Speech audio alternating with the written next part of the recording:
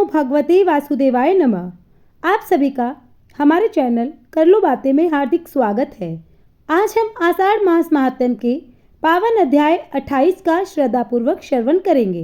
इस अध्याय में भगवान श्री हरि विष्णु की दिव्य महिमा, उनकी भक्ति के भेद तथा परम पवित्र अष्टाक्षर मंत्र ओम नमो नारायण के स्वरूप और उसके गूढ़ अर्थ का अत्यंत सुंदर वर्णन किया गया है। यदि आपने अभी तक आषाढ़ मास महात्म्य के पहले के 27 अध्याय नहीं सुने हैं तो हमारे चैनल पर जाके सुन सकते हैं। आषाढ़ मास महात्म्य की पूर्ण आहुति के बाद हमारे चैनल पर श्रावण मास महात्म्य की पावन कथा का शुभारंभ भी होने जा रहा है। इसीलिए हमारे चैनल कर लो बातें को सब्सक्राइब करें, बेल आइकन अवश्य दबाएं ताकि श्रावण मास महात्म्य की कोई भी अध्याय आपसे छूट न जाए।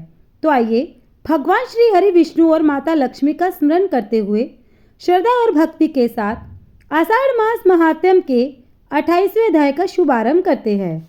एक बार राजा दिलीप ने वशिष्ठ जी से कहा, भगवान, हरि भक्ति रूपी अमृत से पूर्ण आपके वचनों को सुनने से मुझे तृप्ति नहीं होती, अपितु अधिक सुनने की इच्छा बढ़ती जी जाती है। अतः इस विषय में जितनी बातें हैं सब बताइए।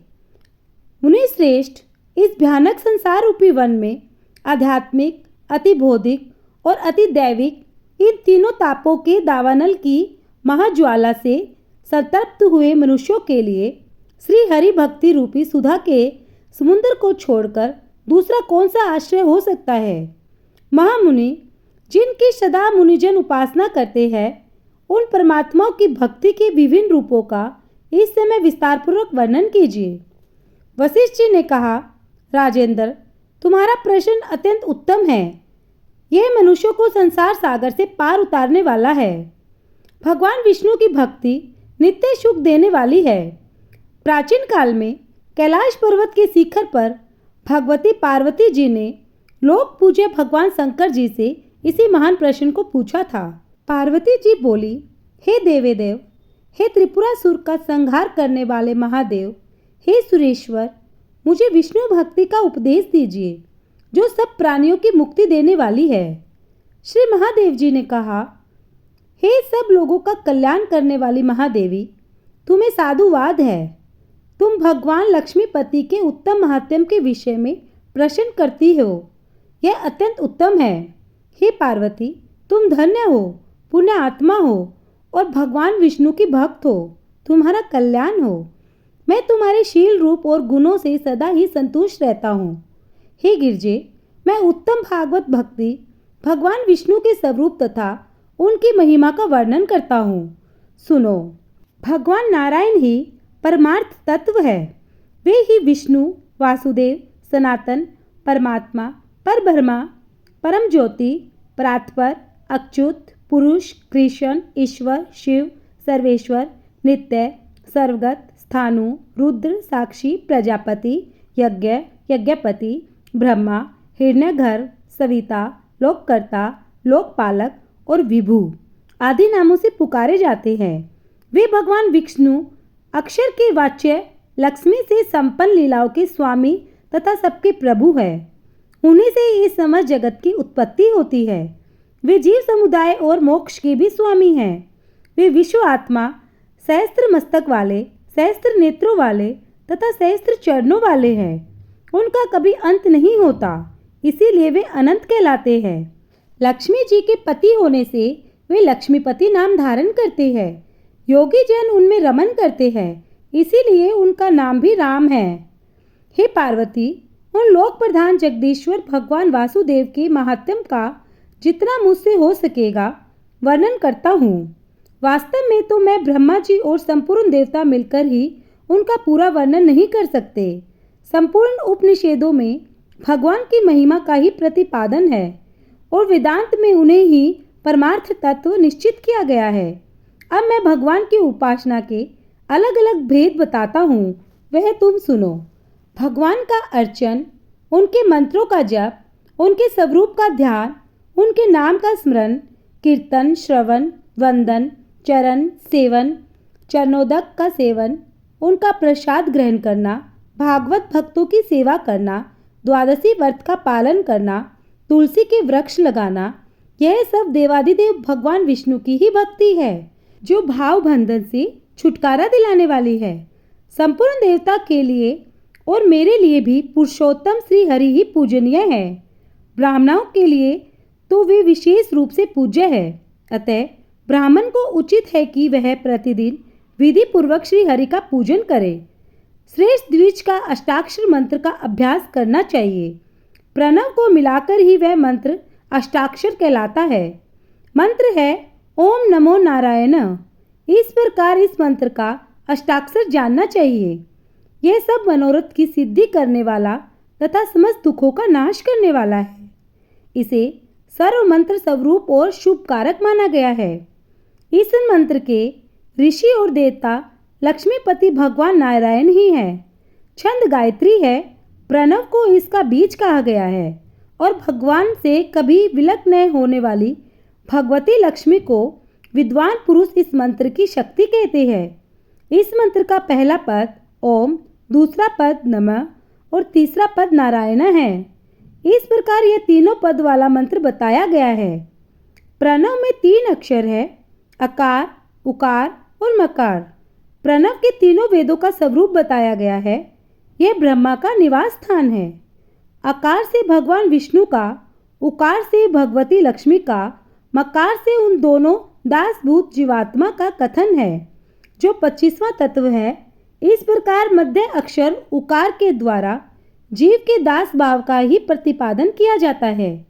इस प्रकार प्रणव का अर्थ जानना चाहिए। प्रणव का अर्थ स्पष्ट रूप से जान लेने और शेष मंत्र के द्वारा परमात्मा तथा दासभूत जीव की परतंत्रता सिद्ध होती है। जीव कभी स्वतंत्र नहीं होता। अतः अपनी स्वतंत्रता के मिथ्या अहंकार को मन से दूर कर देना चाहिए। अहंकार बुद्धि से जो कर्म किया जाता है उसका भी निषेध किया गया है।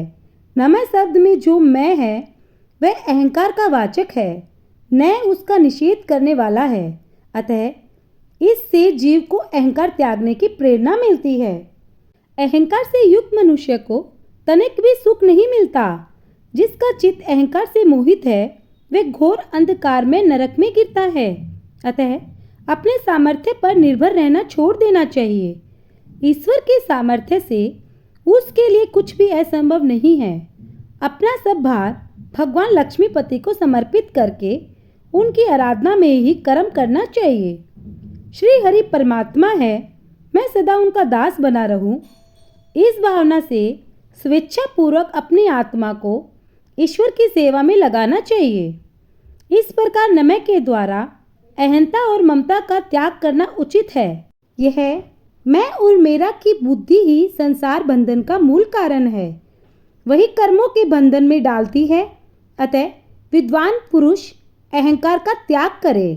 पार्वती, अब मैं नारायण शब्द की व्याख्या करता हूँ। नर शब्द से जीवों का बोध होता है और आयन का अर्थ होता है आश्रय। अतः जो समस्त जीवों के परम आश्रय है वे ही भगवान विष्णु नारायण कहलाते हैं, अथवा समस्त नर अर्थात जीव जिनमें निवास करते हैं, इसीलिए भी उन्हें नारायण कहा जाता है। जड़ और चेतन रूप जितना भी यह संपूर्ण जगत देखा या सुना जाता है उसे पूर्ण रूप से व्याप्त करके भगवान नित्य विराजमान है। इसीलिए उनका नाम नारायण है, जो कल्प के अंत में संपूर्ण जगत को अपने भीतर समेट लेते हैं और सृष्टि के आरंभ काल में पुनः संपूर्ण जगत की सृष्टि करते हैं। वे भगवान नारायण कहलाते हैं। संपूर्ण चराचर जगत नर कहलाता है। जिसको जिनका नित्य आश्रय प्राप्त है अथवा जिसे जिनके द्वारा उत्तम गति प्राप्त होती है उन्हें नारायण कहते हैं। जिस प्रकार जल से फेन उत्पन्न होता है उसी में लीन हो जाता है, उसी प्रकार जिनमें संपूर्ण लोक उत्पन्न होते हैं और जिनमें पुनः लीन हो जाते हैं उन भगवान को नारायण कहा गया है। जो अविनाशी पद, नित्य स्वरूप तथा नित्य प्राप्त दिव्य भोगों से संपन्न है, साथ ही जो संपूर्ण जगत का शासन करने वाले हैं, उन भगवान का नाम नारायण है। जो दिव्य सनातन और अपनी महिमा से कभी विचलित न होने वाले श्री हरि है, वही नारायण कहलाते हैं। दृष्टा और दृश्य, श्रोता और श्रव्य, स्पर्श करने वाला और स्पर्शनीय, ध्याता और ध्येय, वक्ता और वाच्य तथा ज्ञाता और ज्ञेय, यह जो कुछ भी जड़ चेतन जगत है वह सब लक्ष्मीपति श्री हरि ही है, जिन्हें नारायण कहा जाता है। वे सहस्त्र मस्तक वाले अंतर्यामी पुरुष, सहस्त्र नेत्रों से युक्त तथा सहस्त्र चरणों वाले हैं। भूत, भविष्य और वर्तमान सब कुछ नारायण श्री हरि से ही संपन्न है। इस कारण वे महेश्वर है, वही परम भगवान और परम पूज्य है। वासुदेव शब्द बिना किसी उपाधि के सर्वात्मा का बोधक है। उन्हीं को ईश्वर, भगवान, विष्णु, परमात्मा, संसार के सुखदाता, चराचर प्राणियों के एकमात्र शासक तथा समस्त यात्रों की परम गति कहते हैं, जिन्हें वेद के आदि में स्वरूप कहा गया है, जो वेदांत में प्रतिष्ठित है तथा जो प्रकृति और पुरुष से भी परे है, वे ही महेश्वर कहलाते हैं। प्रणव का जो आकार है वह विष्णु ही है और जो विष्णु है वही नारायण और श्री हरि है। उन्हीं को नित्य पुरुष, परमात्मा और महेश्वर कहते हैं। मुनियों ने उन्हें ईश्वर नाम दिया है, इसीलिए भगवान वासुदेव में ईश्वर शब्द की प्रतिष्ठा है। सनातन वेद विदों ने उन्हें आत्मेश्वर कहा है, इसीलिए वासुदेव में महेश्वर शब्द की भी प्रतिष्ठा है। वे त्रिपाद विभूति और लीलाओं के भी महेश्वर है, इसीलिए वासुदेव में सर्वेश्वर शब्द भी प्रतिष्ठा है।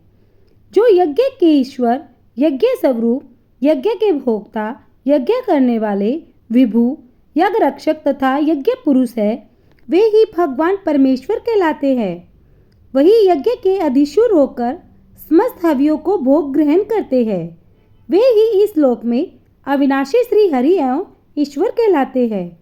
उनके निकट आने से समस्त राक्षस, असुर और भूत तत्काल भाग जाते हैं।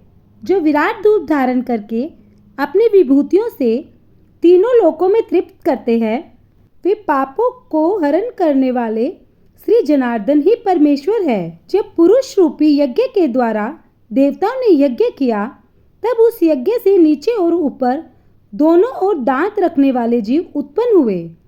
सबको धारण करने वाले उसी यज्ञ के ऋग्वेद और सामवेद की उत्पत्ति हुई। उसी से घोड़े और पशु उत्पन्न हुए। उस सर्व यज्ञ में पुरुष श्री हरि के शरीर में स्थावर जंगम रूप समस्त जगत की उत्पत्ति हुई। उनके मुख, बाहु, अरु और चरणों से क्रमशः ब्राह्मण, क्षत्रिय, वैश्य और शूद्र वर्ण उत्पन्न हुए।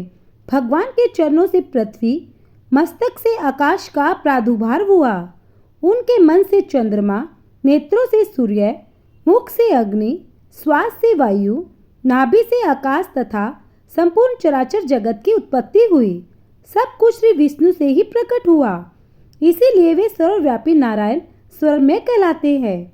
इस प्रकार संपूर्ण जगत की सृष्टि करके श्री हरि पुनः उनका संहार करते हैं। ठीक उसी प्रकार जैसे मकड़ी अपनों से प्रकट हुए तंतुओं को पुनः अपने में ही लीन कर लेती है। ब्रह्मा, इंद्र, रुद्र, वरुण तथा सभी देवताओं को अपने वश में करके उनका संहार करते हैं। इसीलिए भगवान को हरि कहा जाता है। जब संपूर्ण जगत प्रलय काल में एकमात्र जल में निमग्न हो जाता है, उस समय वे सनातन पुरुष श्री हरि संपूर्ण संसार को अपने उदर में धारण करके स्वयं मायामी वट वृक्ष के पत्ते पर शयन करते हैं। कल्प के आरंभ में एकमात्र सर्वव्यापी और अविनाशी भगवान नारायण ही थे। उस समय न ब्रह्मा थे, न रुद्र थे, न देवता और न महर्षि, न पृथ्वी थी, न आकाश, न चंद्रमा, न सूर्य, न नक्षत्र, न लोक और न मह तत्व से आवृत ब्रह्मांड ही था। श्री हरि के समस्त जगत का संहार करके सृष्टि काल में पुनः उनकी सृष्टि की, इसीलिए उन्हें नारायण कहा गया। हे पार्वती, नारायण इस चतुर्मात्र पद से जीव के दास भाव का प्रतिपादन होता है। ब्रह्मा आदि संपूर्ण जगत भगवान का दास ही है। पहले इस अर्थ को समझकर पीछे मंत्र का प्रयोग करना चाहिए, अर्थात जो भी इस मंत्र को पढ़े, सुने, जप करे अथवा उच्चारण करे, उसे इस मंत्र के अर्थ को भी समझना चाहिए, क्योंकि मंत्र के अर्थ को जाने बिना कोई भी सिद्धि प्राप्त नहीं होती। इस प्रकार महादेव जी ने माता पार्वती के समक्ष भगवान नारायण के अष्टाक्षर मंत्र के स्वरूप और उनके अर्थ को भली भांति निरूपण किया। आज का अध्याय यहीं समाप्त होता है। बोलिए भगवान शंकर और माता पार्वती की जय, भगवान विष्णु और माता लक्ष्मी की जय। ओम नमो भगवते वासुदेवाय नमः। आप सभी पर भगवान विष्णु और माता लक्ष्मी की कृपा सदैव बनी रहे। कमेंट में लिखे ओम नमो भगवते वासुदेवाय नमः। यदि आपको हमारी वीडियो पसंद आई तो एक लाइक करना, शेयर करना, हमारे चैनल पर पहली बार आए हैं तो सब्सक्राइब करना, बेल आइकन अवश्य दबाएं ताकि हमारी आने वाली धार्मिक कथा और अध्यायों की सूचना आपको सबसे पहले प्राप्त हो सके। मिलते हैं नेक्स्ट वीडियो में, तब तक के लिए जय श्री कृष्णा, राधे राधे।